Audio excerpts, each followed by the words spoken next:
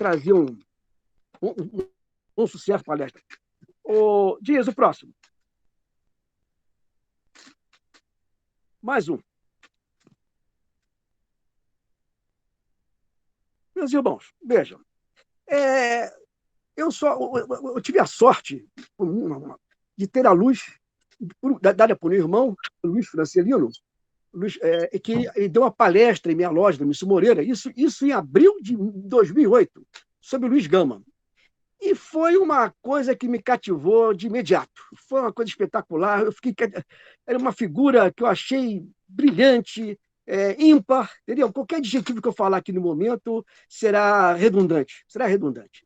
Então, na época, inclusive, eu cheguei a comprar alguns livros que eu queria fazer, me aprofundar um pouco mais na biografia do Gama, né? Mas havia muito poucos livros, 3 ou 4, pouquíssimos, né? Pouquíssimos livros da época. E eu cheguei a fazer um trabalho sobre abolição e pouco abordei sobre Gama. Fiquei mais preso na Loja América, nas lojas na maçonaria, e pouco me liguei à figura do Gama. Bom, agora, com esse trabalho que o nosso Gobi fez, eu me aprofundei e agora tem a vantagem que Gama está na moda, o Gama, né? As universidades, os trabalhos não maçônicos estão maravilhosos, estão profundos, estão cada vez mais trazendo dados sobre não só a vida do Gama, como a sua grande importância no abolicionismo. Veja, e isso é importante numa época que nós estamos com carência de pessoas, de personalidades que sirvam de exemplo para a sociedade, exemplo moral, social e cívico para a sociedade. Né? Nós temos carências hoje sobre isso, principalmente em relação ao jovem. E o século XIX no Brasil, nessa época, ele foi pródigo em ter figuras maravilhosas, como os 3 baianos Castro Alves, o próximo, César, próximo, o Castro Alves, o Luiz Gama e o próprio Rui Barbosa, né? 3 baianos de origens diferentes, né? E de destinos diferentes, distintos, entendeu? Que se amalgamaram na sua amizade, né? Em prol do abolicionismo. Claro que na época, o próximo, César, claro que na época você tinha outros abolicionistas, como André Rebouças, o José de Patrocínio, o José Bonifácio Moço, e outros, né? O José Joaquim Nabuco, mas a diferença deles em relação ao Gama é que o Gama conheceu a escravidão, ele foi escravo, e isso foi marcante na sua vida, entendeu? Então, veja, e o que me entristece é que esse advogado provisionado, que eu gosto de chamar de Rábula, filho chama de Rábula, ele é um Rábula, entendeu? Que, com muito orgulho que eu chamo isso, entendeu? Com mais de 500 processos que ele ganhou, ele libertou mais de 500 negros, entendeu? Ele é pouco estudado nas universidades, tanto de comunicação, como na parte de jornalismo que ele faz, jornalismo, poemas, na questão da advocacia, do direito também, é pouco estudado. E ele foi um especialista. As suas petições, depois que ele tem a oportunidade de ler, é impecável. Era impecável. Uma pessoa que era analfabeto, né? Até os 17 anos de idade. Tá? Então, como discorrer, né, essa sobre essa odisseia desse Rábula, desse jornalista, desse poeta, maçom, abolicionista e republicano, né? Que está praticamente legado ao esquecimento de movimentos negros atuais. Mas não se fala. Porque Gama tem uma diferença. Gama nunca pregou a insurreição, ele pregou a resistência. Essa é a diferença. Hoje, nosso irmão Dias mandou sobre os Caifases. Mas os Caifases, eles eram uma luta. Eles roubavam os negros e mandavam para o Jabaquara, o Jabaquara, que foi destruído. Gama ele lutou na justiça e toda a sua vitória foi perene. Ele realmente libertou definitivamente o seu escravo.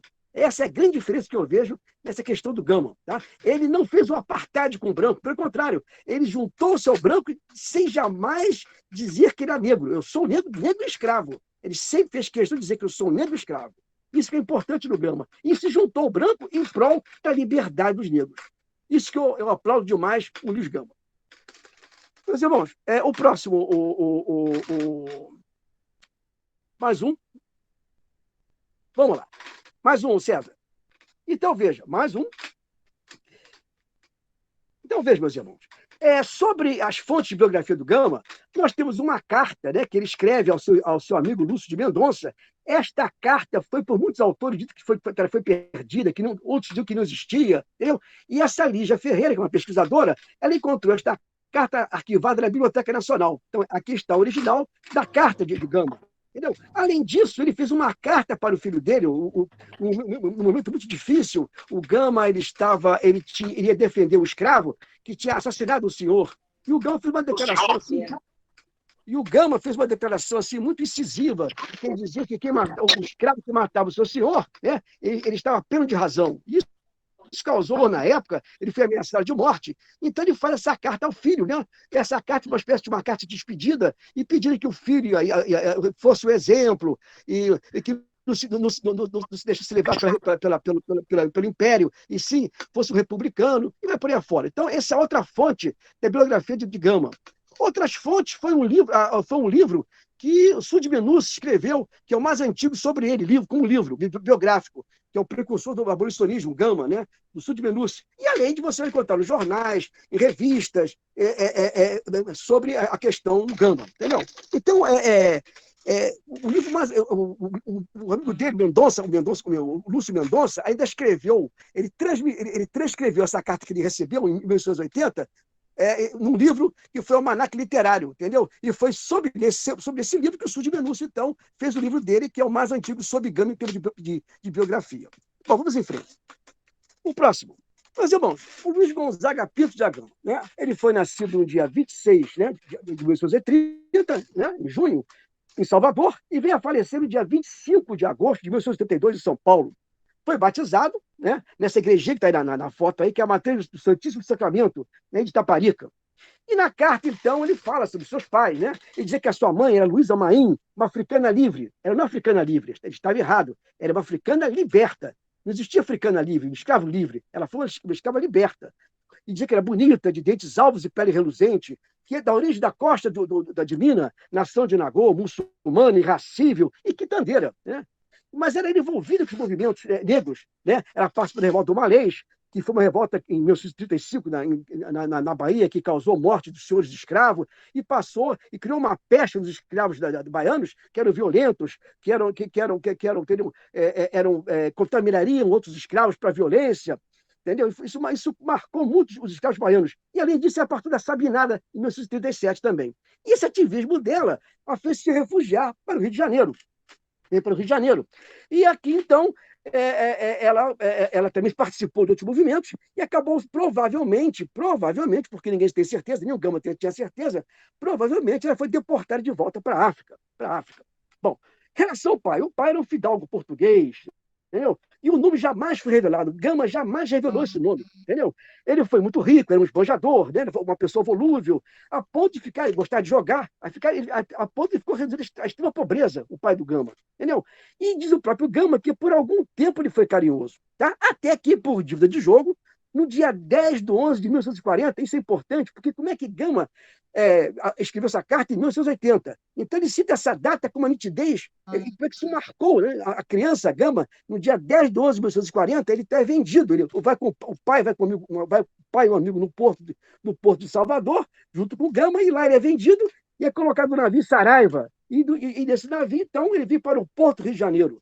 No Porto do Rio de Janeiro, o que acontece? Então, ele é separado com um grupo de escravos e vai para o Varela, um português Varela. Esse português vendia velas, entendeu? E revendia também escravos oriundos da Bahia por comissão. E chegando lá, não se sabe por quê, o Varela gostou do Gama e o levou para sua casa. E na sua carta, Gama diz que o tratamento que ele recebeu da família do Varela, das filhas e da mulher do Varela, foi uma coisa incomum que o marcou para toda a vida. Tá? Bom, acontece então que pouco dia depois o Varela vende o Gama para o alferes Antônio Pereira Cardoso, que era um comerciante, um contrabandista de escravos também. E então, levados esses escravos com destino a Campinas. Eles vão de navio até Santos, e de Santos, então, vão subir a serra de Cubatão, que se hoje é perigosa, imagina daquela época, entendeu? Então, eles vão até Campinas, até Campinas. Quando chega em Campinas, há um problema. Por ser de origem baiana, ninguém quer comprar o Gama. E houve até um fato interessante, que isso é o fato mais comum, que o Francisco Egídio de Souza Aranha, queria comprar o Gama para ser pai dos seus filhos. Mas quando ele soube que Gama era baiano, ele refugou e disse nem de graça, pois com certeza não seria por acaso que o teriam vendido pequeno. E o mais importante, que esta pessoa, mais tarde, foi ser um dos grandes amigos de Gama.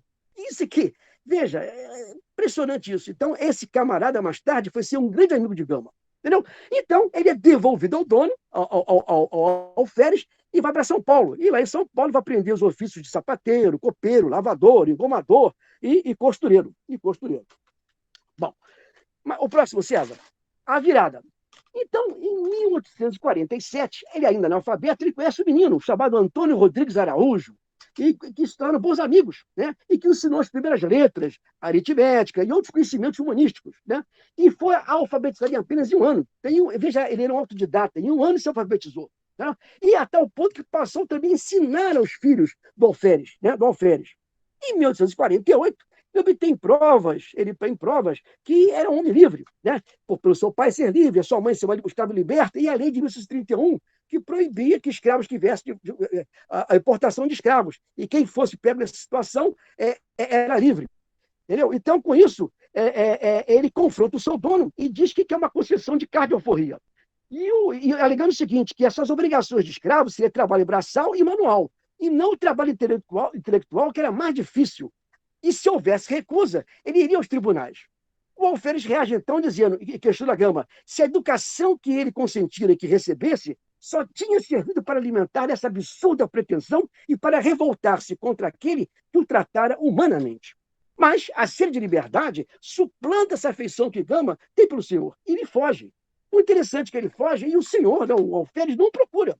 Ou porque ele tem razão, ou não se sabe, não procurou. Bom, em 1848, ele aceita a praça na Força Pública de São Paulo. Tá? Na verdade, era Guarda Municipal Permanente. Esse nome era o nome que foi até o início do século XX. Guarda Municipal Permanente. Depois foi Força Pública em 1926. Entendeu? E lá ele alcançou o posto de cabo de esquadra. Você vai encontrar literatura por esse cabo de esquadra, vai ter até artigos de universidade dizendo que ele foi da Marinha. Nunca Gama foi da Marinha. São Paulo não tem nem Marinha, São Paulo. Entendeu? Ele foi cabo de esquadra, era uma subfração de tropa, que eram 24 soldados comandados por um cabo. Então, esse era o cabo de esquadra. Então, não tem nada a ver com Marinha. Ele foi da Força Pública de São Paulo. Na verdade, eu falei, é Guarda Municipal Permanente de São Paulo. E lá, ele para sua boa letra, ele começa a ser copista, né? Copista para o Major Coelho Neto.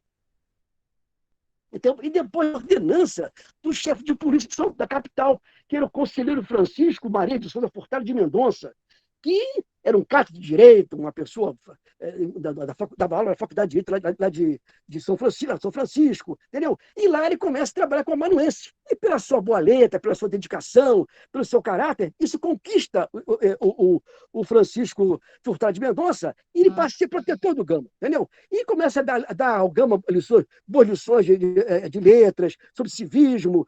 Isso, o Gama na carta escreve que aquilo trouxe um grande orgulho para ele, entendeu?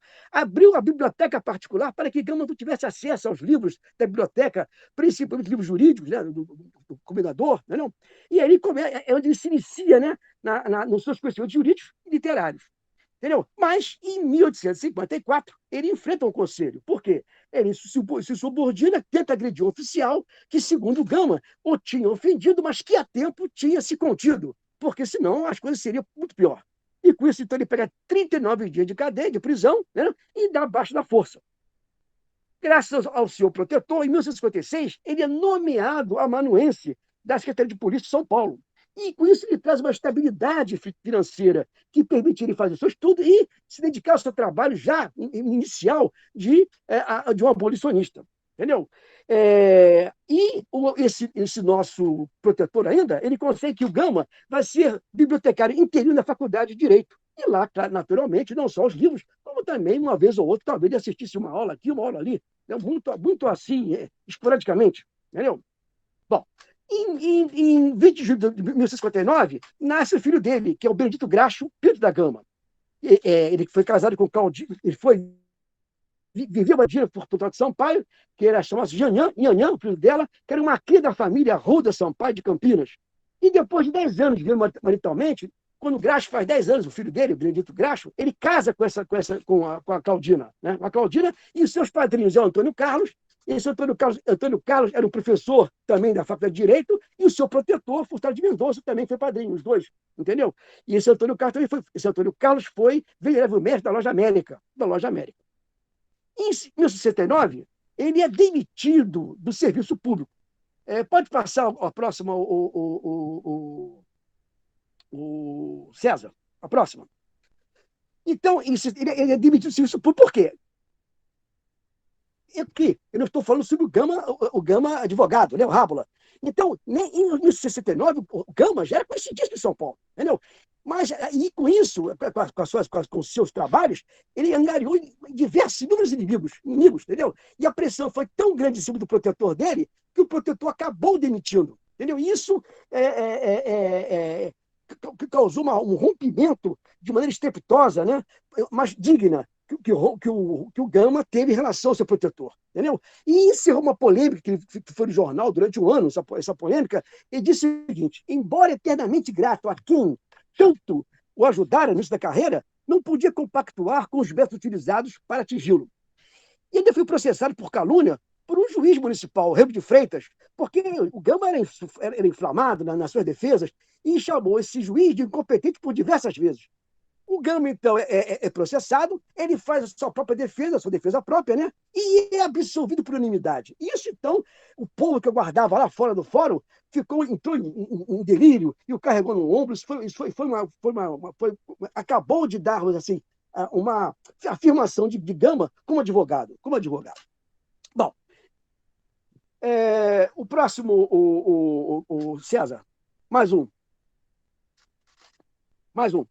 Vamos lá. Em 1959, ele publica, porque é o seguinte, ele começa a escrever poemas, e mostra esses poemas ao moço, meu Deus, José Bonifácio Moço, que também era um poeta.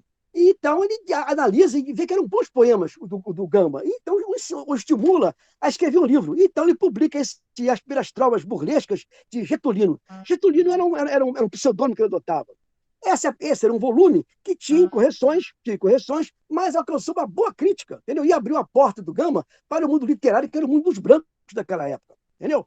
E esse livro tinha 22 poemas do Gama, e ele colocou em homenagem ao José Bonifácio, porque o incentivado, 3 poemas do José Bonifácio. Getulino, como eu falei que era o pseudônimo, derivava de Getúlia, território do norte da África, indicando o posicionamento do autor, entendeu? Mostrando que ele era negro escravo. Entendeu? Em 1961, ele vai mais uma vez, ele reimprime essa obra no Rio de Janeiro agora, no Rio de Janeiro. Essa obra agora foi corrigida e aumentada. Agora são 39 poemas que ele faz, né, e mais 10 poemas do José Bonifácio Moço. Entendeu?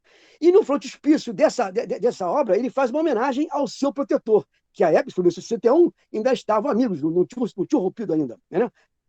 Bom, nesse ínterim, ele vai procurar sua mãe, tenta procurar sua mãe e não encontra. Então, ele dá por encerrada essa procura, quando ele foi informado que provavelmente ela tivesse sido levada, deportada para a África, ele deixa de procurá-la. Então, ele faz um poema para sua mãe. E esse poema chama-se Minha Mãe. E está no livro dele.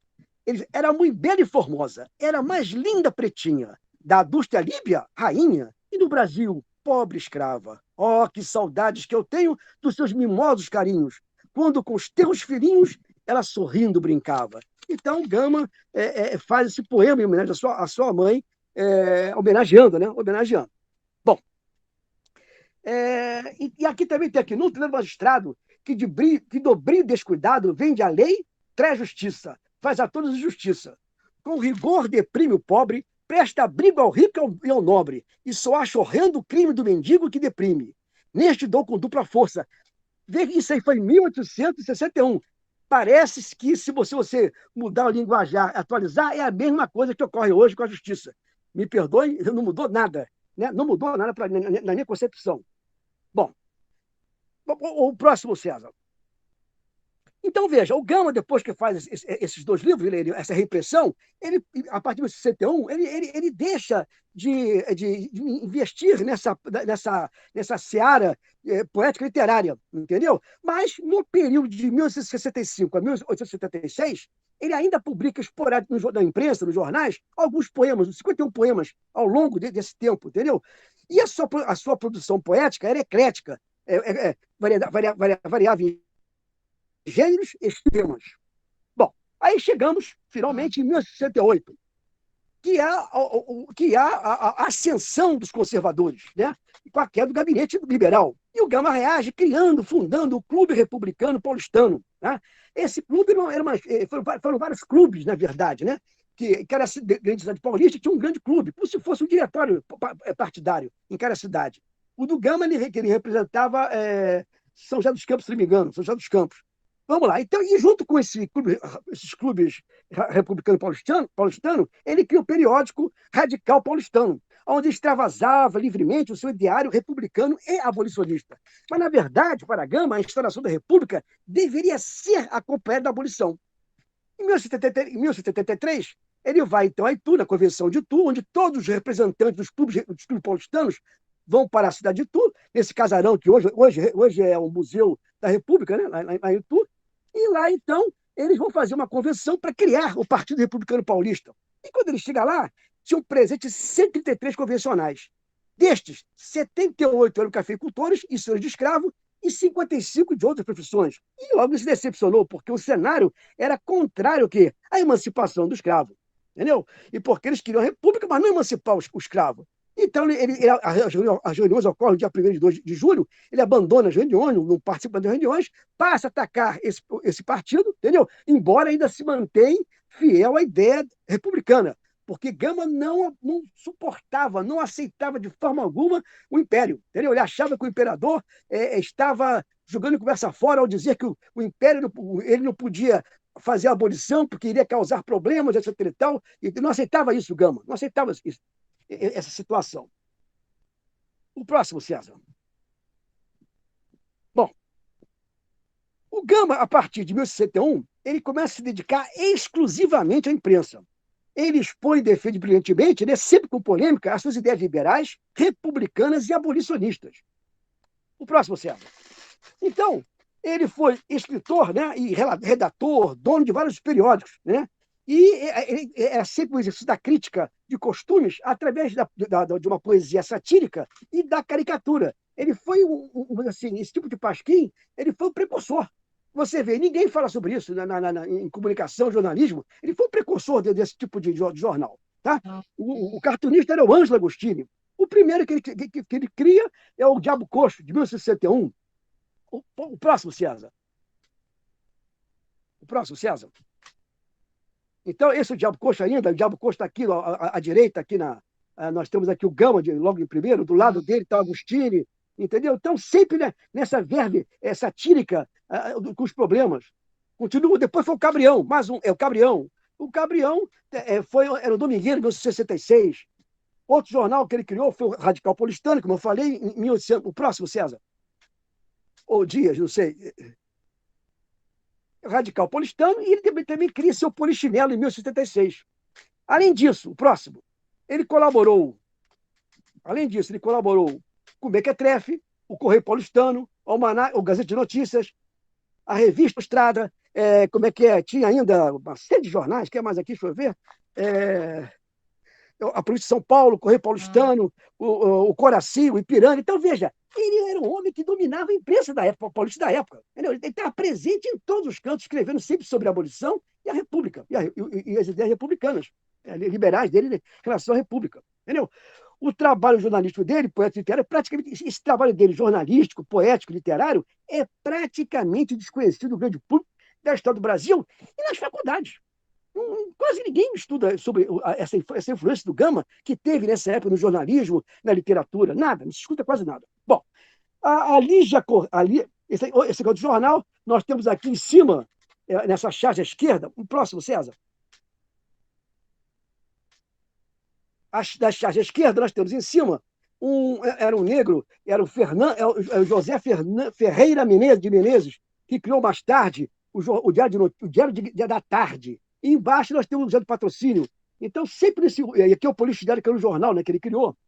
Vamos em frente. Mais um. Então, a Lígia Ferreira ela faz uma citação que é o seguinte: 10 anos depois da primeira edição das Perestroikas Burlescas, o jornalista liberal tinha a audácia de jogar os refletores, de condenar a incompetência, a ignorância e a corrupção dos juízes da província, insolência que lhe valeu tantas perseguições políticas quanto notoriedade. Quer pelo humor, quer pela seriedade, as palavras de Luiz Gama deviam ser um peso insuportável para os doutores, alvos prediletos do julgamento por parte do insolente ex-escravo, ex-analfabeto e autodidata sem diploma, o que lhe conferia uma superioridade e, por que não, dizer uma autoestima. Então, isso que Lígia Ferreira, ela fez doutorado sobre Gama em Paris, e o seu orientador ficou maravilhado com a história de Gama. Ele ficou impressionado com Gama. A próxima citação, César. No Nomura diz o seguinte: no Brasil, a próxima, no Brasil escravocrata, escrever e ser lido eram duas formas de se manter próximo ao poder. Procure se colocar no lugar de um ex-escravo no início dos anos 1960. Imagine, então, usar seus escritos para satirizar os políticos e os costumes, parodiar as instituições arcaicas, criticar os doutores e trazer à tona os temas da corrupção, do preconceito racial, do embranquecimento dos mulatos, que renegavam as raízes, e do anticlericanismo. Então, isso aí, mostrando a importância, né? Como é que o Gama, nesse contexto social na sociedade na época, o que ele representou. Próximo. E vamos agora entrar no Luiz Gama maçom. O Luiz Gama maçom. Mais um, César, mais um. Veja, pertencer à maçonaria era uma alternativa interessante para os indivíduos que tinham dificuldade de inserção social. Entendeu? Então, veja, quem começa a iniciar o negro na maçonaria foi o grande Orito dos Beneditinos. Por quê? Quando ele é criado, ele entra em concorrência com o Lavradinho, o grande Lavradinho. Então ele abre, para conseguir mais gente, ele abre para o negro, porque na época os negros libertos, foi da segunda metade do século XIX, já representavam 40% da sociedade. Entendeu? Então ele abre para o negro entrar na maçonaria. Então quem fez essa abertura na segunda metade do século XIX foi o grande Beneditinos, que fez isso. Então, para muitos homens de cor, nascidos livres, integrar-se à ordem maçônica significava a possibilidade de experimentar a cidadania e desfrutar de um espaço de debate, como também a chance de ocupar posições de prestígio que lhes afiançasse status e projeção social, obstáculos que normalmente não conseguiam superar em outros espaços importantes da sociedade. Então, já, em relação à sua iniciação, e aí veio uma série de coisas interessantes. E até agradeço ao irmão Petro, se estiver presente, ele mandou um livro, e eu ali tirei algumas dúvidas, e que me fortaleceu o meu pensamento. Relação à iniciação. O próximo, César. Relação à iniciação. Provavelmente ele foi iniciado em 1864. A data é provável, 1864. Mas com certeza na loja 7 de setembro, que pertencia ao grande dos Beneditinos. Tá? Então, se for. Em 1968, ele já consegue o seu diploma do grau 18. Então, veja, ele foi muito. O nosso dístico que foi em 1870 está furado. Na verdade, muito antes. Né? Então, em 1964, que ele foi iniciado, em 1968 ele já tem o grau 18. Tá? E é um fato interessante. O que acontecia? Eu via muito o Gama. O próximo, César, o próximo. Quando você lê sobre o Gama, você vê que ele transita muito facilmente da 7 de setembro para a Loja América. Eu achava isso estranho. Por quê? Porque, para mim, a Loja América era a grande rio do Brasil, né? Lavradinho, e São Paulo. E o Gama, a 7 de setembro, era beneditino. Como é que havia essa transição? Entendeu? Bom, e o que eu fui fazer? Eu, por sorte, encontrei na Biblioteca Nacional os boletins do grande rio beneditino a partir de 1873. Então, eu fui lá ver se a Loja América pertencia aos beneditinos ou não. Bom, ao menos em 1873, ela já é dos beneditinos. Tanto é que no boletim deles, da Beneditino, está lá, no dia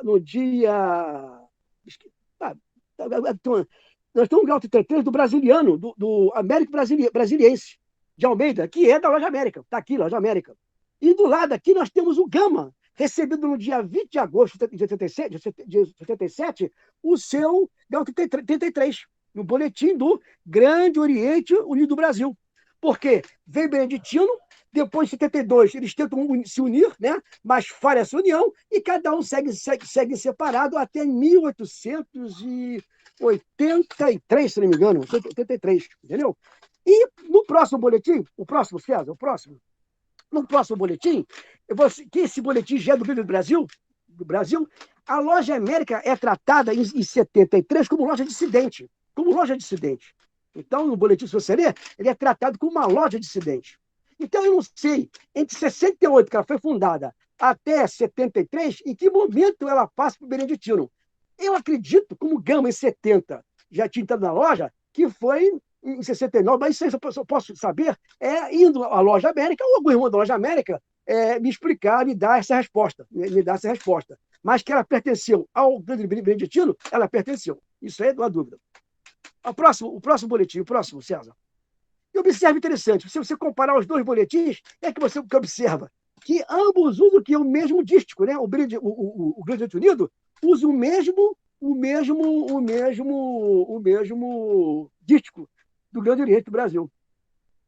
Bom, vamos em frente.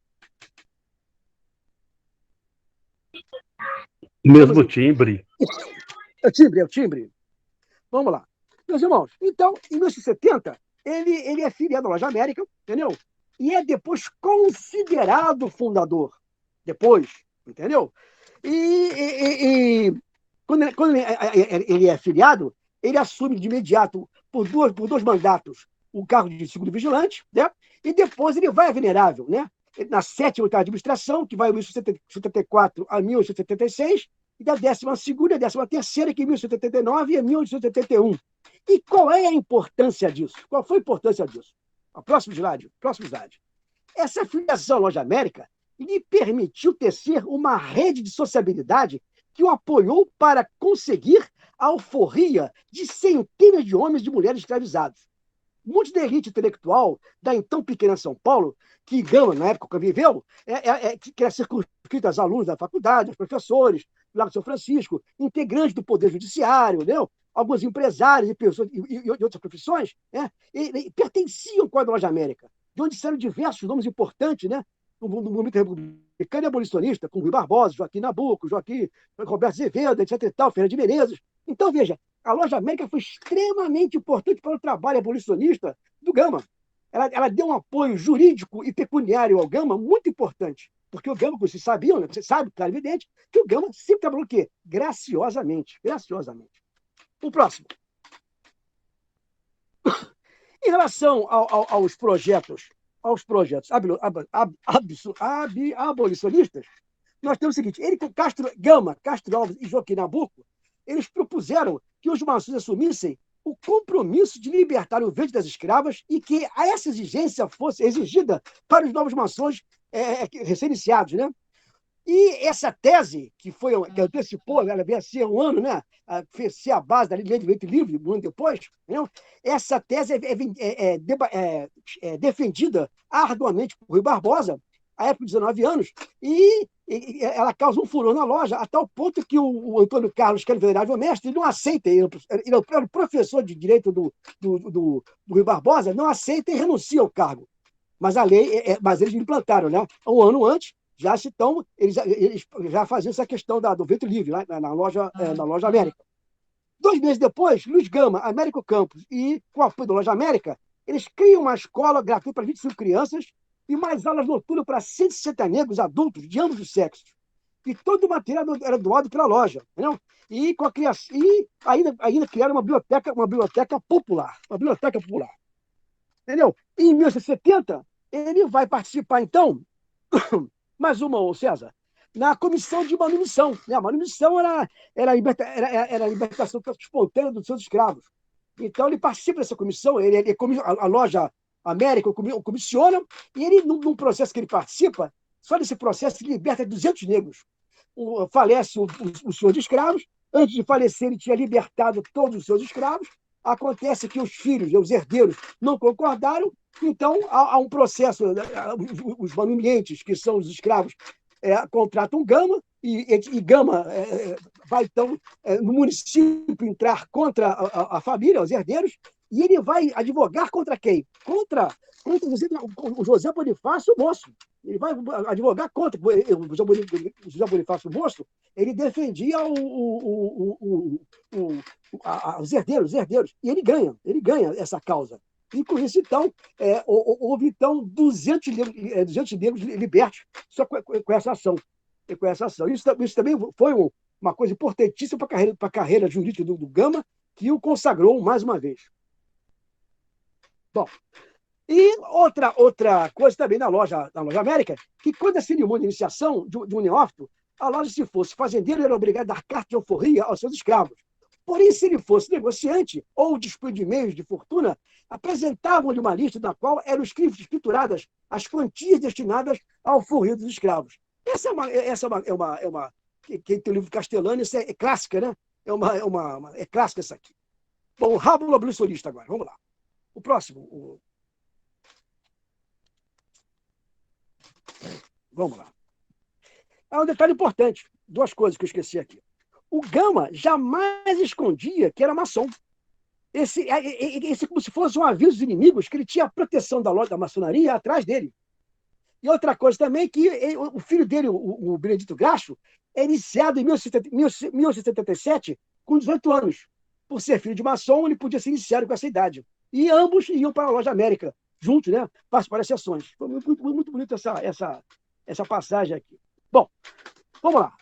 O próximo, o César.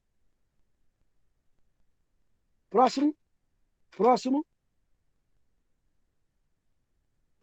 Isso aí. Então, aqui nessas fotos aqui, eu tenho duas fases da Faculdade de Direito lá de São Francisco. A de cá, 1840, e a outra já em 1990, por aí. Tem a diferença, né? Ela que tinha um estilo mais colonial, depois ela muda o estilo daí. Eu não lembro se era do pai dele, mas ele dava. E aí tinha moto.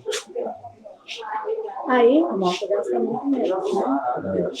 Ele vinha só de moto. E aí a gente saía porque ele sabia que sábado à noite eu me arrumava.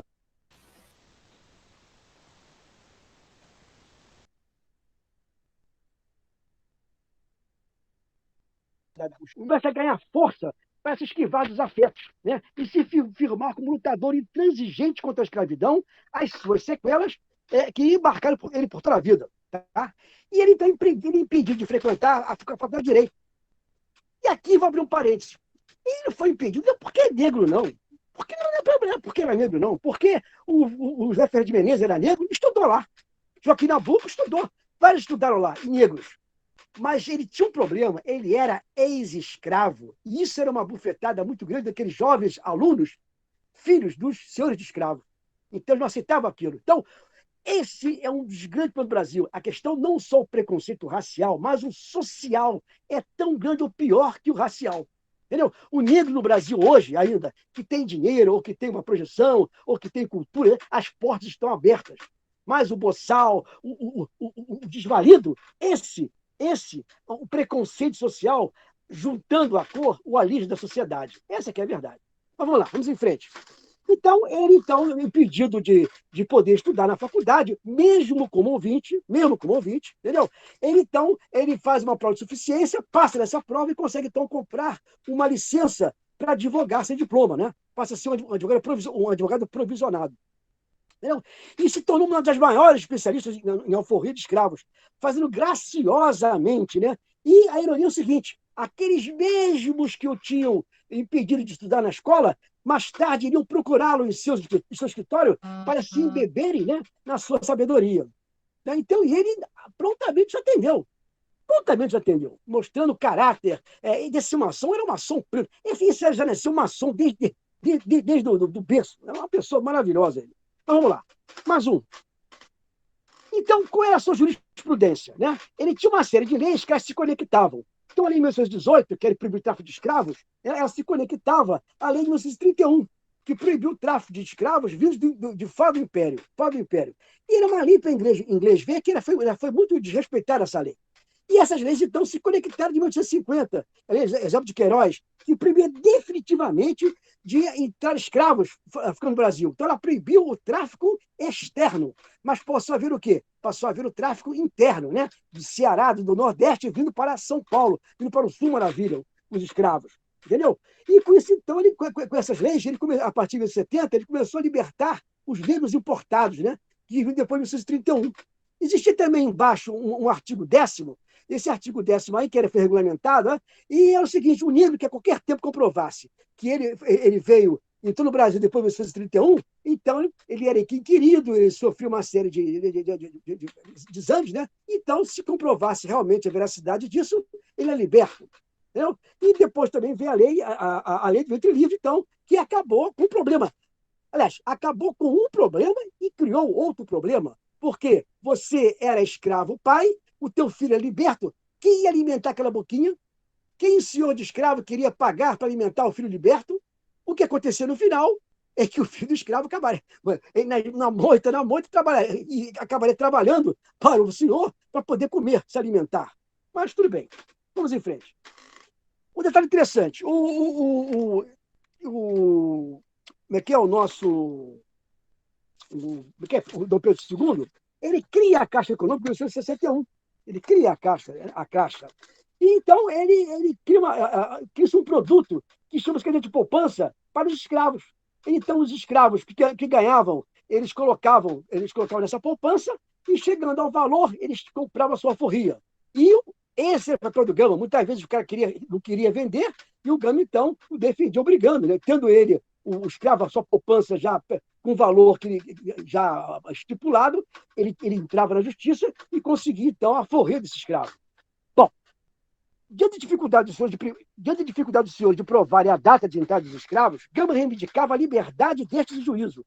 Da mesma forma, defendia aqueles que possuíam o montante pecuniário necessário para comprar sua alforria e esbarravam com a exigência dos seus senhores, que não a queriam aceitar. Entendeu? Vamos lá. Mais um. Então, essa aqui é que era a poupança. Volta uma atrás, César. O Dias. Essa, então, era a poupança dos escravos. Ele tinha essa cadernetazinha aqui, essa caderneta, então eles iam depositando, chegava o valor, ele comprava a sua alforria, né? Ou se não comprasse, estava na justiça para poder consegui-la. O próximo. Então, aqui nós temos aqui alguns exemplos de petição do Gama. Era uma limpeza, uma letra bonita. Veja, um homem que foi alfabetizado em 1917, em apenas um ano. Né? Então, veja, o diferencial do Gama, como advogado, é que ele fora escravo. Ele não tratava o escravo como coisa, mas alicerçado na sua formação moral e jurídica, e certamente imbuído no humanismo maçônico. Ele enfrentou os tribunais, se manifestou na imprensa e nos palatórios, onde se firmou douto, poderoso e culto ao favor das alforrias dos escravos. Em 1969, como eu falei, já era uma figura conhecidíssima em São Paulo. Entendeu? Em 1970, como eu falei, ele escreveu aquela carta ao filho dele, né? Num momento sério da sua vida, né? Mas isso não autorizava o Gama, essas ameaças que ele recebia. Ao contrário, o impulsionava ainda nos seus objetivos libertários. Né? Gama era rico em argumentos nas suas defesas e nos tribunais, recorrendo às leis, aos princípios de direitos e, ao mesmo tempo, aos princípios humanistas e cristãos. De acordo com o historiador Roberto Pompeu Toledo, Gama era um homem letrado, advogado, jornalista, integrado no mundo dos cidadãos brancos, mas que não deixava ninguém esquecer que havia sido escravo e que fazia a absoluta questão de firmar-se como negro. Próximo. Gama era especializado em contestar a condição de escravo em alguns casos, em outros, comprar a manumissão e, em todos os casos, procurar brechas na lei que facilitasse o acesso à libertação. Ele usou e abusou da Lei de 1931, que declarava ilegal o tráfico de escravos. Uma lei, não falei para a inglês ver. E o seu instrumento, o remédio processual, o instrumento que ele usava, era o habeas corpus, que foi criado em 1932. Então, ele foi o primeiro a utilizar no negro a questão do habeas corpus. Ele usava muito habeas corpus, o Gama, nos seus processos. Bom, obcecado. Mais uma, o César. Então, como eu falei, né, ele advogava graciosamente. E a sua obstinência de dedicar sua vida aos negros possibilitou a liberdade de mais de 500 escravos. E digo graciosamente. E para poder subsistir, ele aceitava outras causas, né? Mas a sua vida se beirou ao limiar da pobreza, sem jamais escurecer. Né? Ele abdicava pelo trabalho, tudo que ele ganhava, ele investia na defesa dos necessitados. Ele não só libertava, além de libertar, ele também apoiava financeiramente. Tá?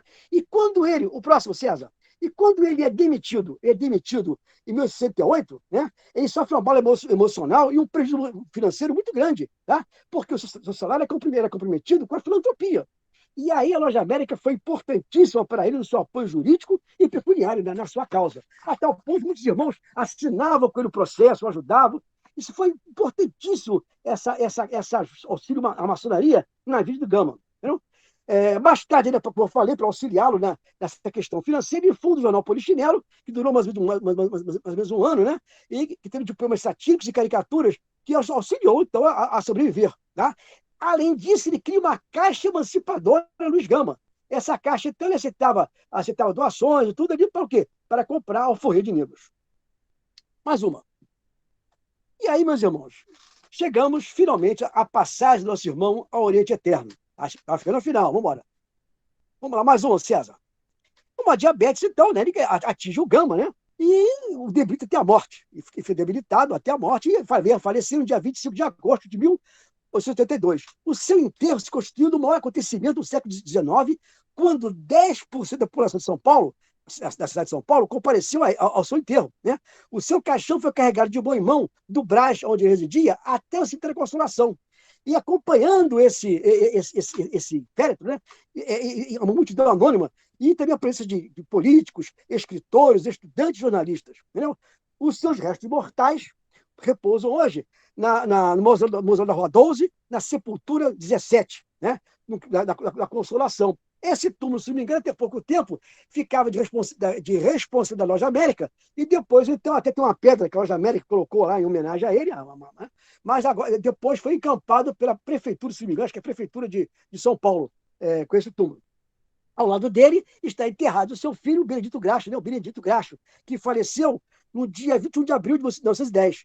O Benedito Graxa chegou a major do Exército e chegou a organizar o Corpo de Bombeiros de São Paulo. Meus irmãos, mais uma. Vamos lá, mais uma, César. Mais uma. Vamos aqui encerrando. Meus irmãos, o Gama recebeu uma série de homenagens, virou nome de rua, de logadouro. Ele teve uma erma que foi inaugurada no Lago da Rocha, está aqui a foto dela, inclusive. Ele teve nome de Estrada de Ferro, como é que é? Academia Paulista de Letras, que criou uma cadeira número 15 para a Gama. A Fábrica de Direito do São Francisco inaugurou um retrato para ele. O IAB, Instituto dos Advogados Brasileiros, criou uma medalha, como está aqui, que foi desenhada por Oscar Niemeyer, entendeu? E a OAB deu o título de advogado e criou um prêmio Luiz Gama para homenagear pessoas e instituições que se destacaram na defesa social, entendeu? O Temer o colocou no panteão do livro da Pátria. Quer dizer, existe uma série de homenagens que foram póstumas e muitas recentes. Contudo, como já abordamos, a sua verve poética, seus artigos, a sua importância como jornalista, a sua contribuição para o progresso da imprensa no século XIX e a sua prática advocatícia, com tanto sucesso no apoio dos escravos, são ainda pouco conhecidas ou estudadas no meio literário, nas faculdades de jornalismo e de direito, bem como nas escolas. A própria maçonaria precisa se aprofundar no estudo da sua trajetória maçônica, hoje ainda com pontuais e frágeis informações. Até o ano de 2000, os livros sobre Gama eram praticamente repetições do que Sud Menucci escreveu sobre a sua biografia em 1938. Somente agora, eu falo de 2010, 2015 para cá, é que os acadêmicos pesquisadores estão se debruçando sobre a vida e obra deste homem inigualável pelas circunstâncias da sua vida, que tinha tudo para dar errado, mas que pela sua genialidade e perseverança o tornou o apóstolo da abolição.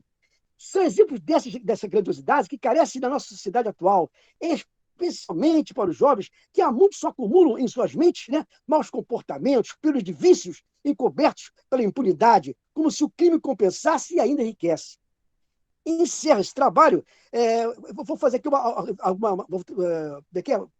declamar alguns dos seus poemas. Quem Sou Eu? Esse foi o maior poema que tem aquele livro que ele faz. São 108 versos, entendeu? Mas não vou alguns só que eu vou citar aqui só. Tá? No livro Trovas Burlescas de Getulino. Vamos lá. Então, quem sou eu ou Bodarrada? Bodarrada porque bode era a peste que eles chamavam os negros da época pela cor da pele, chamavam de bode. Quem sou eu? Quem importa quem? Sou um trovador proscrito que trago na fronte escrita esta palavra? Ninguém. O que sou e como penso, aqui vai com todo senso. Portos que já vejo irados, muito loucos e funados, vomitando maldições contra as minhas reflexões. Eu bem sei que sou qual grilo, de uma sante mau estilo, e que os homens poderosos desta arenga receosos, onde se amarmos tarelo, bode negro, monge belo, porém eu não me abalo, vou tanger o meu badalo, com repique impertinente, onde atrote muita gente. Sou negro ou sou bode, pouco importa, o que isto pode. Bodes há de toda a casta, pois que a espécie é muito vasta. Meus irmãos, finalmente chegamos ao final. Essa é o que tinha que falar sobre Gama, é o que tinha que apresentar, e espero que tenha alcançado aos irmãos aí as expectativas e que tenha perder o jogo do Brasil. Quem perdeu o jogo do Brasil? Eu posso fazer um complemento aí para ajudar? Pode. Eu tenho um livro aqui que foi feito, foi Maçonaria, Política e Liberdade, a Loja América entre o Império e a República. Eu tive no lançamento lá, uma historiadora, ela debruçou nos escritos da Loja América e tem uma parte falando aqui de Luiz Gama. Luiz Gama foi um dos fundadores do Clube Radical de São Paulo, juntamente com Zoroastro Pamplona, Américo de Campos, Jorge Miranda, Bernardino Pamplona de Menezes e Rui Barbosa, entre outros. Em 1º de agosto de 1870, Luiz Gama se filiou à Loja América. Então, ele se filiou à Loja América em 1º de agosto de 1870, ocupando o cargo de venerável de 1874 até 1880. Tomou parte na fundação do Partido Republicano Paulista, preocupou-se em divulgar o ideário republicano, mas preocupou-se ainda mais em defender a abolição da escravidão, tendo atuado como advogado comissionado pela Loja América na libertação dos escravos.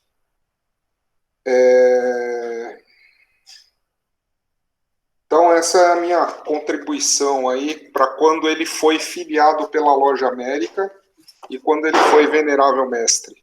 Mas eu tinha falado isso, eu já tinha falado sobre isso. Já.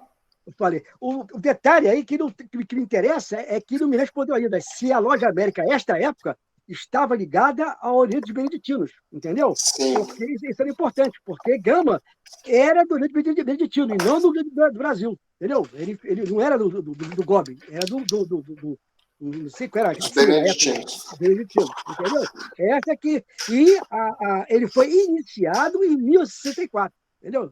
1964, entendeu? E em 1968 ele ganhou o 18. Tudo no Beneditino, tá? O que eu quero dizer é que em 1750, que está aqui no Rio de Janeiro, o nosso dístico diz que ele foi iniciado. Não, ele não foi iniciado. Ele foi filiado na Loja América. Iniciado na maçonaria em 1864. Aqui, então, a filiação dele é em 1º de agosto de 1870. Em 72, que ele é considerado, se não me engano, em 72, que ele é fundador da loja. Em 72. Ele não funda a loja também, ele é considerado fundador. Aqui, ó. Ela foi regularizada em 7 de julho de 1869, pertencente ao Grande Oriente dos Beneditinos. No ano de 1870, juntaram-se à Loja América, em 70, juntaram-se à Loja América 3 figuras importantes para a história dos anos 1870 e 1880. Américo de Campos, Luiz Gama e Américo Brasiliense. Matou, então, isso que eu queria. Então, você matou, então ela pertencia, então, ao beneditino. Agora, eu acho estranho como é que o Gobi diz que ela é uma loja dissidente. Entendeu? Quando você lê o Kurt Prober, o livro dele sobre lojas, quando é do beneditino, ele cita. E na Loja América, ele cita com o beneditino. Interessante isso. Então, essa foi minha dúvida. Eu não estava encontrando respaldo sobre isso. Mas, como que está escrito no livro aí, então ela foi de beneditinos. Mas eu acho que ainda tem que pesquisar um pouco ainda, porque às vezes tem problemas, tem que cruzar dados. Eu estou achando estranho. Eu acho que ela foi fundada no Gobi e passou por beneditinos. Ainda fico com essa dúvida ainda, entendeu? Eu ainda não fui ainda... Mas, de qualquer forma, ela pertenceu... Então, aqui fala que ela foi fundada em 1868. Sim. Por Antônio, tal, né? Tal. Foi regularizada em 7 de julho de 1869. Sim. Pertencente ao Grande Oriente dos Beneditinos. Então, quer dizer que ela, em 1869, que ela veio para o Gobi. Aparentemente, pode ser. Isso aí, pode ser. Eu vou fotografar essa página aqui da fundação da loja e vou mandar para o irmão. Agradeço. Toda a contribuição é boa. Meu irmão Dourado, muito boa noite. Fala, Dias, eu fiquei... Esse início foi complicado, mas tudo bem. Muito obrigado aí. Nós superamos as dificuldades, não é isso? Isso aí. Importante é isso. Importante é a gente saber vencer os óbvios. É isso aí. Isso. Eu vou passar aqui a algum irmão que queira fazer alguma consideração. A gente utiliza aqui a ordem alfabética. Nosso irmão Abel Toleitino deseja fazer uso da palavra? Somente para parabenizar o irmão Dourado pela palestra. Nós já tivemos a oportunidade de ler alguma coisa que ele nos enviou, né? Mas agora, ao vivo, assim, a coisa foi bom mesmo. Valeu a gente esperar. Os percalços acontecem, que a gente vai passando, mas a palestra vale realmente. Obrigado, João Dias, também, né? E a todos os irmãos, uma boa noite, um bom descanso. Obrigado. Obrigado, meu irmão Abel. Obrigado, Abel. Obrigado. Meu irmão César Santos. Boa noite. Boa noite, meu irmão. Boa noite, meus irmãos. Boa noite, senhor. Todo aquele momento complexo, né, de um homem escravo, nada impediu a ele buscar seus sonhos. Hoje as pessoas, né, falam muito sobre racismo, essas coisas todas, mas ele venceu tudo isso, né? O que fez ele ser diferente? É um ser admirável, e para nós é uma grande estímulo, né, para viver nisso daí. A vida é tão... Quando a gente ouve o que ele fez na vida, né, o que a gente reclama, é muito pouco, né, em relação ao que ele fez tudo. Dourado, muito parabéns pela excelente palestra. Meu irmão Petri, por favor, Petri. Desculpe, João Dias. Boa noite a todos, meus irmãos. Desculpe, a hora que eu fui liberar o meu microfone, eu apertei o telefoninho e derrubei minha conexão. Eu queria agradecer ao irmão Dourado. Ô, Dourado, eu li Loja América durante muitos anos e fui secretário quase 10. Quase 10 anos lendo atas da Loja América Antiga. Eu não sabia que o Gilberto tinha esse livro aí. Também vamos tentar ver se a gente consegue falar mais sobre esse livro. Você acrescentou muita coisa do que eu conhecia, viu, Dourado? Sensacional. Parabéns, foi sensacional. Obrigado aí da atenção de todos vocês. E, cara, esse homem foi sensacional. Quando ele morreu, ele morava lá no Brás, o caixão dele foi carregado no ombro da população até a Consolação. Quem é de São Paulo sabe que vai a uns 10 quilômetros do Brás até a Consolação por baixo, de 7 a 10 quilômetros. Ele foi carregado nos ombros, o caixão dele foi carregado nos ombros. E a Loja América, até quando eu estava lá ativo, ela tinha doado, na época que eu fui secretário do do Jesus, Asclepia de Jesus Borges de Lemos, ele era venerável. A Loja América doou o templo do Luiz Gama, o túmulo do Luiz Gama, porque não tinha mais condição de manter 2 túmulos, que ainda tem um túmulo da Loja América no cemitério da Consolação e outro túmulo do Luiz Gama. Esse foi doado para a Loja Luiz Gama, que eu não consegui fazer contato. Fiquei devendo para você essa, viu, Dourado? Se Deus quiser, ainda não vai faltar oportunidade. Parabéns, maravilhosa a palestra. O Dias, só fazendo uma observação, eu quero agradecer do público ao Petri, ele mandou um livro que foi muito importante, esse livro, porque eu tinha já foto do diploma do diploma do Gama, mas está difícil de ler aquele diploma, para poder tirar algumas dúvidas em relação à lógica, ele foi iniciado, e o livro que ele mandou, eu consegui ampliar e ver. Então, ele me deu um livro maravilhoso, agradeço ao Gama.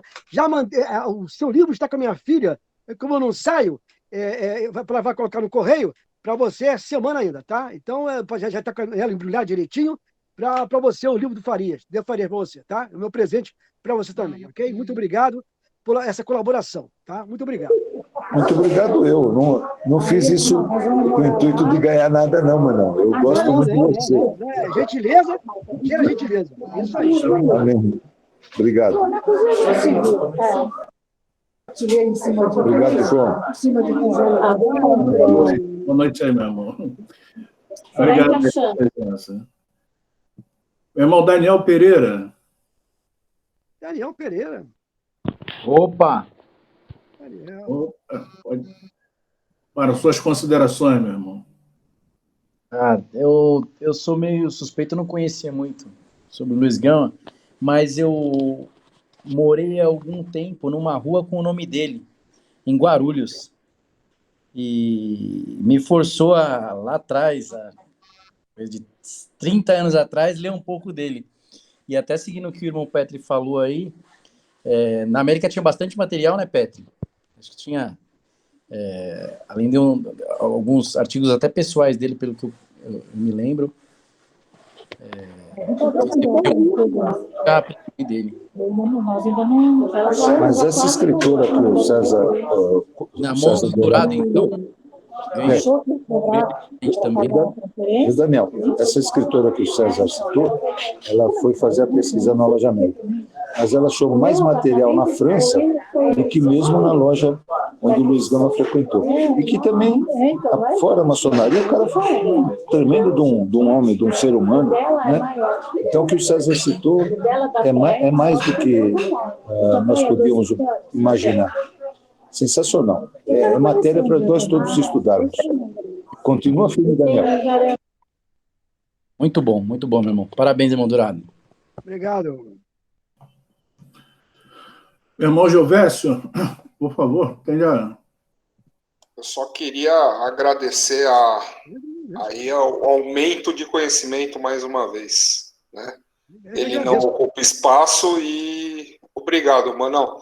Manão, eu passei aí as fotos que eu acho que seria interessante, tá? Muito importante. O irmão e a capa do livro aqui, qualquer coisa, estou à disposição.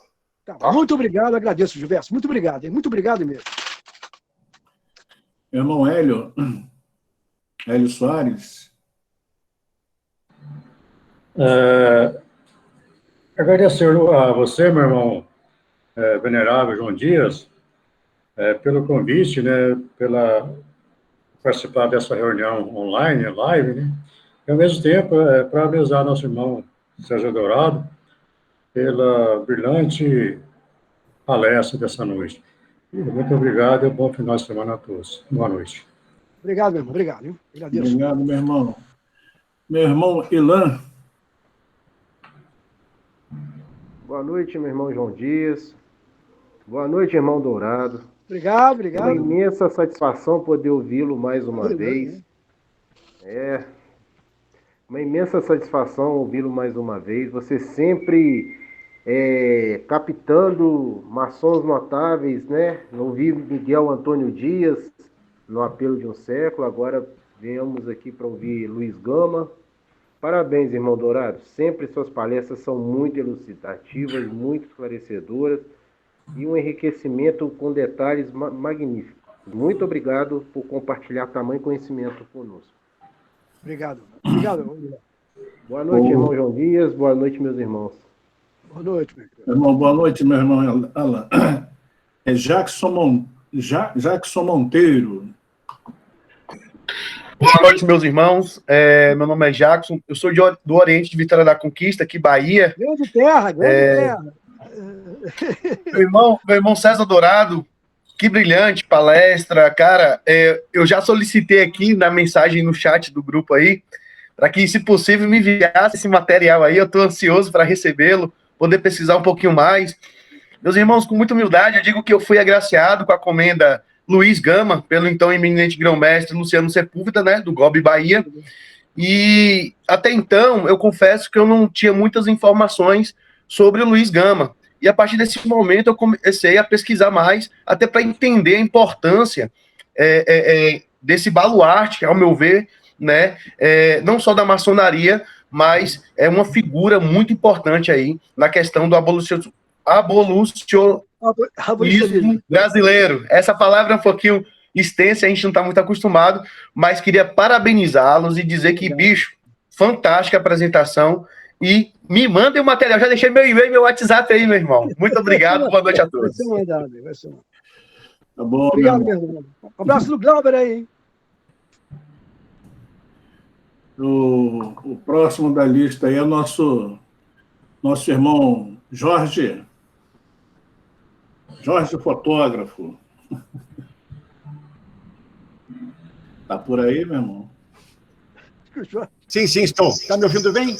Estamos sim. Irmão César Romero, eu estou aqui extasiado, embevecido com vossa palestra. Obrigado. Eu, há tempos atrás, eu consegui comprar o livro da Guimarães. Como é que é o nome, o sobrenome dela? Guimarães, que é Lígia, não? Lígia Guimarães. Lígia Guimarães.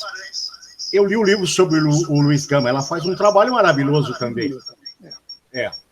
E eu fiquei fascinado com todas essas qualidades que o Luiz Gama tem nesse contexto, né? A coisa que me impressionou no livro foi uma defesa que ele fez de um negro que era maltratado, e ele faz uma defesa brilhante, porque a cultura dele era algo impressionante, né? E engraçado que, na época, era proibido aos negros serem alfabetizados, né? E ele a pessoa que o comprou, né? Era um benfeitor, na verdade, né? Era um verdadeiro mecenas, né? Deu sorte, e ele, como autodidata, ele se autoalfabetizou, se podemos dizer assim, né? E começou a carreira dele brilhante. E interessante também, que o irmão citou aí, sobre o enterro, quando ele morreu, foi uma coisa épica, né? Foi um enterro épico, né? Emocionante. Então, meu irmão, falar muita coisa não tem o que falar, a gente tem que ficar aqui, te agradecer muitíssimo, né? A gente percebe que você fez um trabalho com esmero, com garra, buscando, porque a pesquisa é fascinante, né? É como você procurar agulha num palheiro, né? Mas, como o universo conspira a nosso favor, tudo se realiza, né? Isso. Eu fico fascinado aqui, eu sempre participo dessas videoconferências do sertão do João Dias, né? E aprendo muito com vocês. Que interessante. Graças à tecnologia da internet. É uma beleza. As pessoas, talvez, que não participem disso, não têm a dimensão da grandeza dessa mídia, né? Que é a internet. Meu irmão, então, o que eu vou falar? Gratidão. Né? Parabéns pelo seu trabalho, pelo seu empenho, pela sua pesquisa profunda. E perdoem-nos pelo pouco tempo que vos é dado para realizar isso, né? Enfim, o tempo é um aferidor implacável, né? A gente tem que estar, né?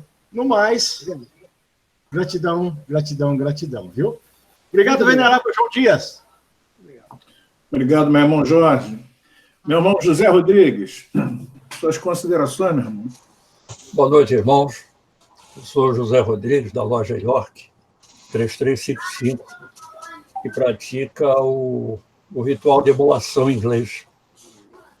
Eu sou mestre instalado, maçom há 29 anos. Fui incumbido de fazer a palestra sobre Luiz Gama para atender às determinações do GOB. Então, a palestra do César, quer dizer, ela está bem nítida. Eu estudei bastante o assunto também e a gente tem algumas dificuldades. A vida do Luiz Gama, enquanto criança, vendida, escravo, é baseado, praticamente, a vida é praticamente baseada na correspondência que ele emite para o Lúcio Mendonça, né? E foi uma tratativa entre os dois. O Lúcio queria fazer a publicação no jornal e pediu para que o Luiz escrevesse, contando a vida dele. E ele, então, escreve diretamente. Essa é a fonte praticamente única que a gente tem desde que ele nasceu. É baseado naquela correspondência. O que se tem, de fato, de vida é a partir do instante em que ele já está alfabetizado e começa a correr atrás da tentativa de ser advogado. Ele entra na USP, a atual USP, né, que era a Faculdade de Direito, e não consegue o diploma porque não é dado a escravos, a ex-escravos, a negros, dado o diploma de advogado. Então, ele é um rabo lá. Mas, agora, em 2016, tardiamente, há o reconhecimento da USP, através do presidente atual, que nomeia, que batiza uma sala de aula da USP com o nome de Luiz Gama. Isso é muito importante também, quer dizer, o reconhecimento. E desses últimos, digamos, principalmente nesta década, é que se começa, de fato, a estudar a matéria Luiz Gama. Tem muita gente trabalhando agora em cima disso. Agora, a grande referência desses estudos, independentemente desses fatos que foram narrados da vida dele, já como profissional, jornalista, poeta, é que a carta dele ao Lúcio é que, de fato, é extremamente estudada. Quer dizer, as pessoas, os estudantes, estão se baseando muito na literatura que ele deixou em relação à carta dele, sem discutir a parte literária das poesias dele. Tá? Então, meus cumprimentos ao irmão César, porque realmente ele está apresentando. Eu sei que eu tive que correr atrás também de pegar informações. O João Dias até participou da minha palestra, não foi, João? Você estava... Então, quer dizer, as coisas se batem. O irmão captou algumas informações a respeito de documentos, fotografou documentos. Na verdade, eu também trabalhei em cima de coisas que não foram ditas aí, que é a questão do quilombo do Jabaquara. Eu sou de Santos. Tem uma bandeirinha do Santos lá atrás. Eu sou de Santos, e aquela região é a região, quer dizer, onde houve atuação direta no quilombo do Jabaquara. Uma curiosidade também é que o quilombo de Jabaquara, lá em Santos, que dá origem ao bairro de Jabaquara, lá, ele tinha também um ponto de referência dos escravos que eram captados, eram resgatados das fazendas em direção a Santos, o quilombo do Jabaquara. E onde hoje ali a referência do Jabaquara em São Paulo, que é um terminal e o inicial de ônibus para Santos, era um lugar também que abrigava esses escravos que vinham principalmente da área lá de Campinas, daquela região ali. Parabéns, viu? Parabéns. É mais um para o meu pensamento. Só um adendo, é que eu falei antes.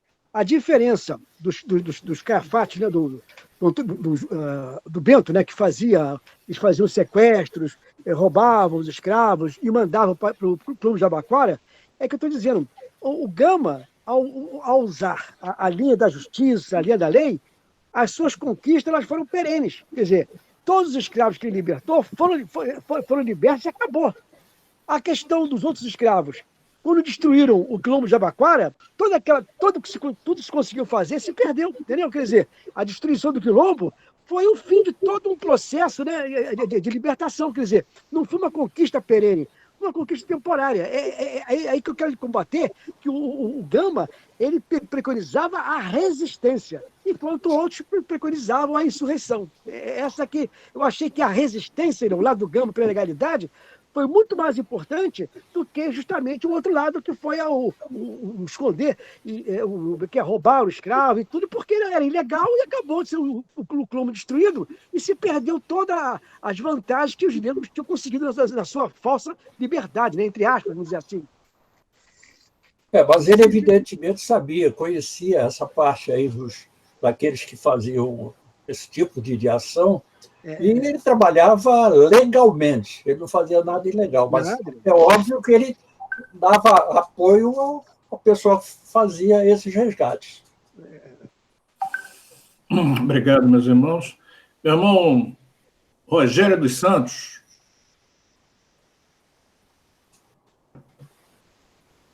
Está na linha? Boa na linha. Boa noite, meus irmãos.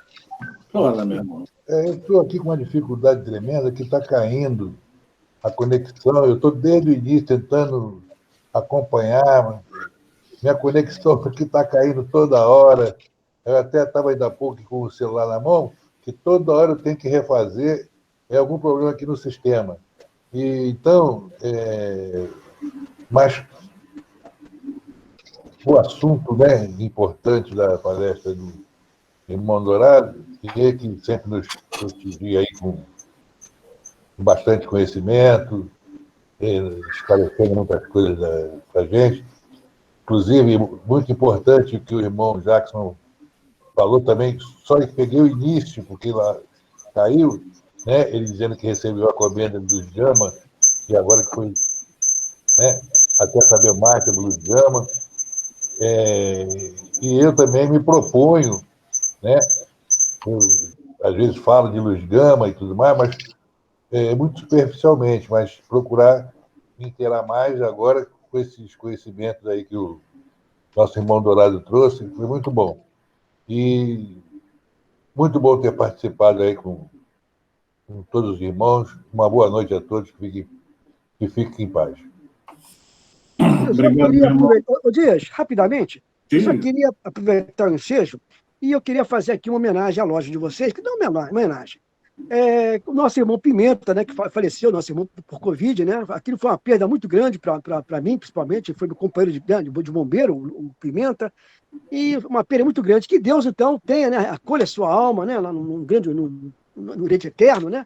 E que Deus o proteja. Foi uma perda muito grande e a loja, eu tenho certeza, que sentiu muito. Era um irmão também, batalhador como vocês, aquele mesmo grupo, né? Vocês, o Rogério, o Dias, a Viola, aquele pessoal de sempre à frente ali, e uma pena, foi uma perda muito grande para nós. Tá? Então fica esse meu pleito aí, a loja aí, tá?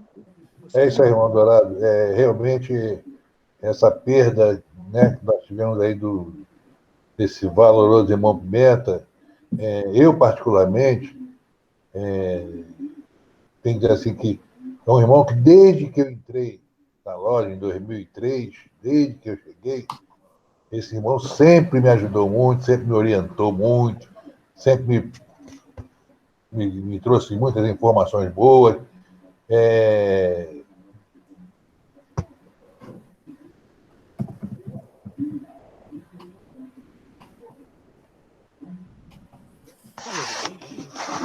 Vamos em frente.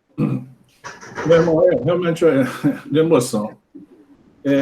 Vamos dar espaço para o nosso irmão Saulo falar. Saulo Meira. Tá, meu irmão? Conexão para de novo. Obrigado, meus irmãos. Gostaria de parabenizar a todos imensamente. O irmão Jacques aqui do Complexo recebeu a comenda Luiz Gama aqui. É um orgulho para todos nós. E escutar Dourado nos motivar a nossa ação. Escutar Dourado é uma motivação para a nossa ação maçônica.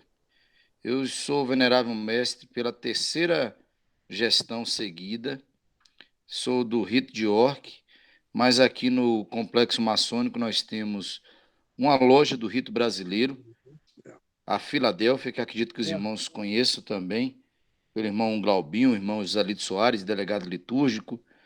Nós temos aqui o Rito Moderno, da loja Pensadores Livres.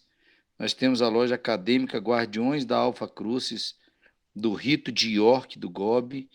E temos agora a loja Kraft, do Rito Schröder, do Rito Alemão. Então, dentro de todas essas nuances, temos esses valorosos irmãos aqui nesta reunião e podermos ampliar os nossos conhecimentos conforme a fala do primeiro vigilante ao encerramento da sessão no rito brasileiro. Intensificar o conhecimento da liturgia, simbologia, história e legislação maçônica. Então, propagar essa história e valorizar é fazer parte dela, integrante dela, saber quem fez, quem faz, porque desta forma estaremos fincados os pés nesta história para trilharmos os nossos passos com mais segurança. Uma boa noite a todos. Obrigado, Dourado. Você é sensacional.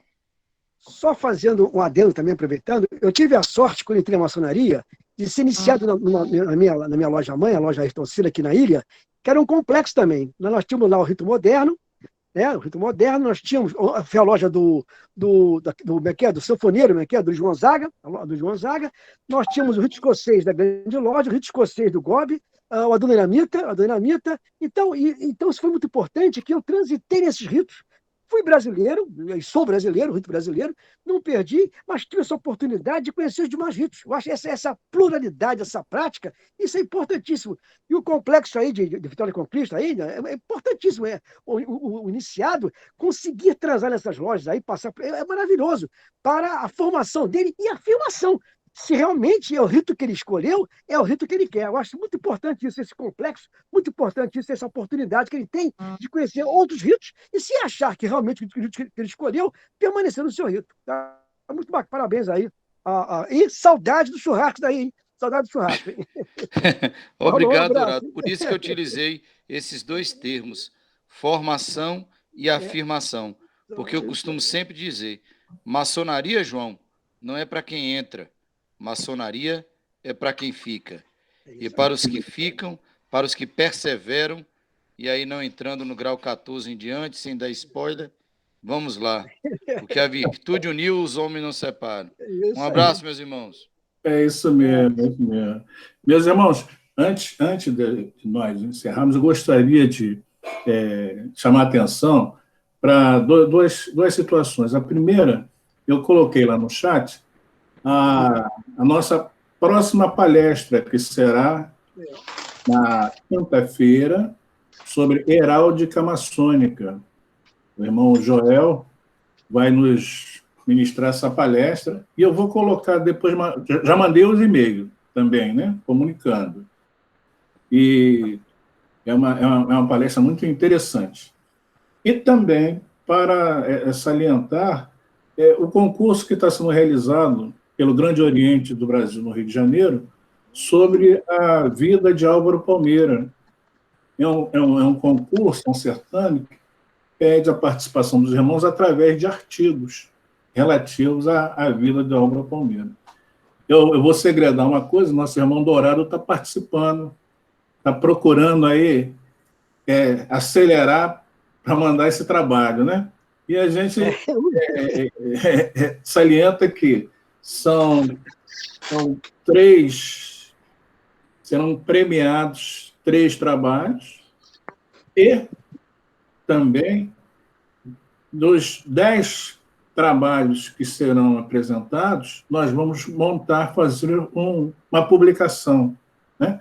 Então, o irmão que pode estar concorrendo a prêmio ou pode também ter o trabalho publicado nesse livro que o GOB vai lançar. Tá bom, meus irmãos? Era isso que eu desejo informar. As inscrições estão abertas até o dia 30 deste mês, inscrição e entrega do trabalho. Tá bom, meus irmãos? Muito obrigado a todos. Mas isso faz parte E a gente vai deixar aqui com o nosso irmão Dourado a finalização. E parabenizar o irmão Jacques pela comenda recebida, tá, meu irmão? Tá. Doutrina para o século, tá certo. Ok. Obrigado, meu irmão. Muito obrigado, meu irmão. Um grande abraço, meus irmãos, tudo bom, muita paz. Agradeço o prestígio, os irmãos aqui deixaram o Jogo do Brasil e estar aqui presente. Parabéns aí a todos vocês. Um sucesso aí, mais uma vez, a todos. Hein? E até a próxima, né? Na semana que vem, né? Quinta-feira. Quinta-feira. Um grande abraço, então. Fique com Deus. Tchau. Meus irmãos, então, mais uma vez, muito obrigado. Vamos saindo. Nossos incertos passos, vinde,